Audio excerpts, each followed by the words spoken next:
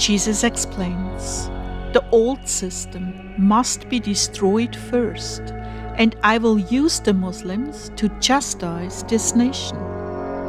October 24th, 2024. Words from Jesus through Sister Claire, spoken by Jackie.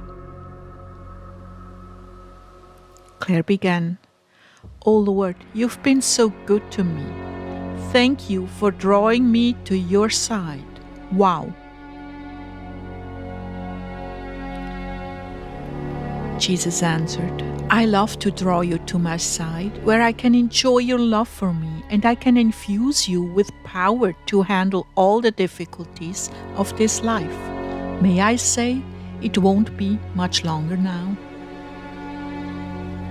Beloved heart dwellers, nobody needs to tell you that we are living in perilous times. Our president, Trump, barely missed death by a great stroke of providential mercy. And by the way, please do not confuse what is written in Revelation 13 about the Antichrist's head wound. President Trump did not receive a mortal wound, which is what will help to identify the Antichrist. How do I take that, Jesus? Listening to President Trump left me with a feeling that there was going to be a firestorm revival when all the evil will be purged. No, beloved, quite the contrary. This is all part of the pruning and reconstruction process.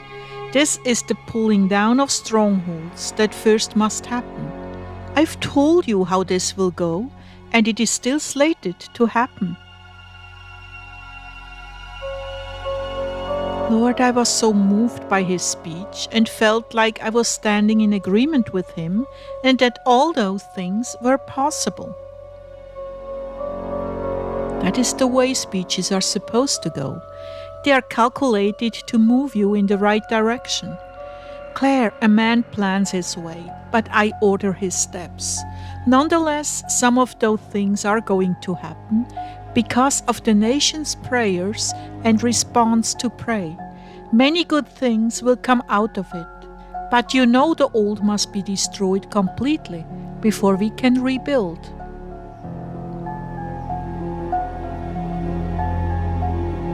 The state of corruption of this world is reflected in the magma that is moving from one place to another and spewing out. It's as if the earth is trying to eject evil. Even the animals are responding violently. The decay is so widespread, it's like decaying bones and rotten teeth.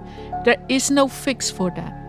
It isn't just America, it's every single nation on earth, eaten away by corruption.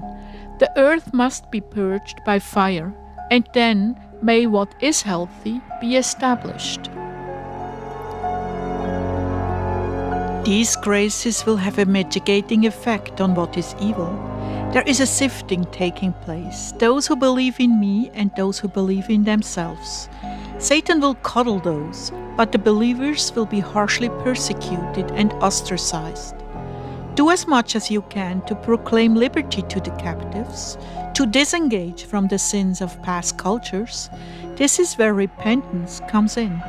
It is yet the most powerful for mitigating punishment. The sins are not clearly seen or taken responsibility for. For instance, slave labor in the manufacturing of clothing. How can a nation who strips human beings of their dignity draw profit from the misery it causes others? Every nation in the world has been a part of that. Those things that are purchased very cheaply cost many the right to a good life, making hopeless robots out of third world people. There is nowhere you can go, nowhere you can look, where you will find justice in the labor force. Greed has corrupted and eroded human dignity everywhere, making it possible for militant armies to spring up from the grassroots of a corrupted nation. America is hated for its exploitation of poor countries, thus adding to the oppression. The cries of injustice and outrage have reached deep into my Father's heart until there is no remedy but to destroy the old system completely. Wickedness has proliferated to such a degree that it fills heaven with its stench. No, my love, things are not going to get better.